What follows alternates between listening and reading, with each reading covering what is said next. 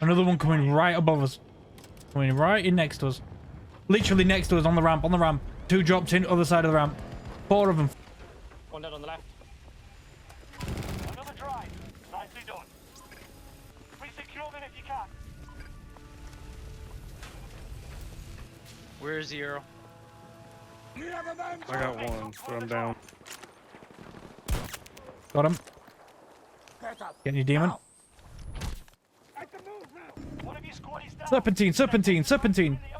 Damn it. Oh, that was the best serpentine I could do. Welcome back, guys, to another video. Today we're going to be looking at Battlefield Hazard Zone. We're going to be showing you some gameplay footage, and we're also going to be explaining just the thoughts and opinions personally based on my experience within Battlefield Hazard Zone, just to give you guys a little bit of an insight for when full launch comes.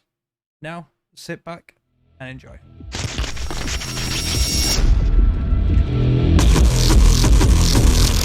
Now, the Battlefield maps in regards to Hazard Zone are quite large in scale in comparison to other games like Escape from Tarkov.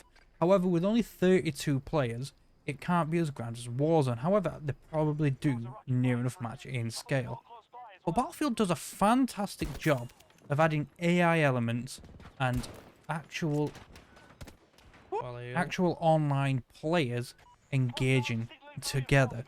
You could be 30 seconds away from engaging on 2 enemy teams or engaging on 16 plus AI enemies. Now, my thoughts on this are just, that is a great way to kill the time and keep action flowing. However, sometimes there are really no downtime in the game. This causes issues such as panicking, rushing around, and just general all-out warfare where your team gets wiped out, picked off one by one per squad that you encounter. Now, it's not necessarily a bad thing, but it really pushes your skill to a new level that necessarily hasn't been pushed before. And this realistically, in my opinion, is what Warzone should have been. But this is obviously Battlefield, and it has its own unique traits. The vehicles, the weapon dynamics, the destruction dynamics, all of that is still present within Hazard Zone. And I find that to be absolutely fantastic, because without that, it would just be generally another game mode that fans would generally just ignore. Now, it could be worse, and I mean, there are issues with and in regards to the game itself, the game mode itself, like the connection error. But that connection error is seen across all the game modes, and I think that's just generally interchanging. So if you're moving from Hazard Zone to, let's say, All-Out Warfare or All-Out Warfare to Portal, you generally tend to pick it up. And if you ignore it and carry on refreshing, you generally tend to get back in. The other general issues are that cross-platform does play a part. And if you have not got a full squad, you'll get matched up with any random person of any random skill, of any random win streak, with consequences that bear fruit. You could be going for complete consecutive extracts with multiple drives and get put up with 2 enemies. If you're a duo, you get put up with 2 enemies that have never won. It may be 100 games. And maybe only have like 3 drives until their name that they've just collected but never extracted with. The way they match it up is quite bad.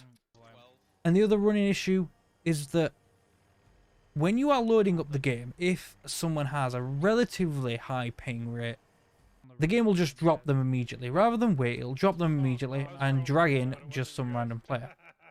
Now, DICE have said that patch will be coming and they'll be fixing that sort of issue as it comes.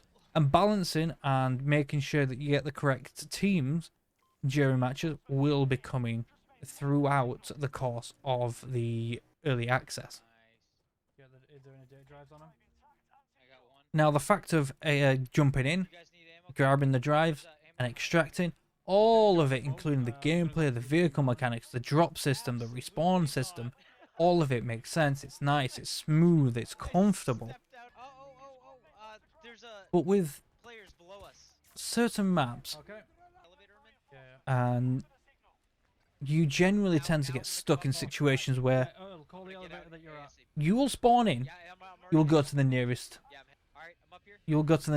pod or satellite, down satellite, and you will find an entire team camping in 4 bushes. Now, yes, this could be seen as tactics, but it's also sweaty as hell. And the current map that I'm talking about, that they do it on, is in the middle of the night, while it's raining, which makes it incredibly difficult to see, even when you turn your settings down onto really low. DICE really need to kind of just balance out the maps and some of the guns and some of the gadgets within the game. And fingers crossed, by full launch, it might be 100% just golden game mode. But I believe it could be. With the correct changes, the correct pushes, the correct DLC, and so on and so forth. It really all depends on what the creators decide to do. Now, we're going to be playing this game over the coming weeks through my stream at twitch.tv/combatcharacter. The link is in the description. And we're going to be going a little bit further and more in depth on this game mode. What the weapons are, what weapon attachments you can get, what sort of in-game call-ins you can get, what sort of vehicles you can get, where the spawn locations are, where the AI locations are, and generally what to look for, alongside general destructibles and extraction points. Now, if you have any questions, let me know in the comments down below. And if you haven't already, hit the like button while you're there and subscribe, because it goes a tremendous way into helping me get more videos out to you.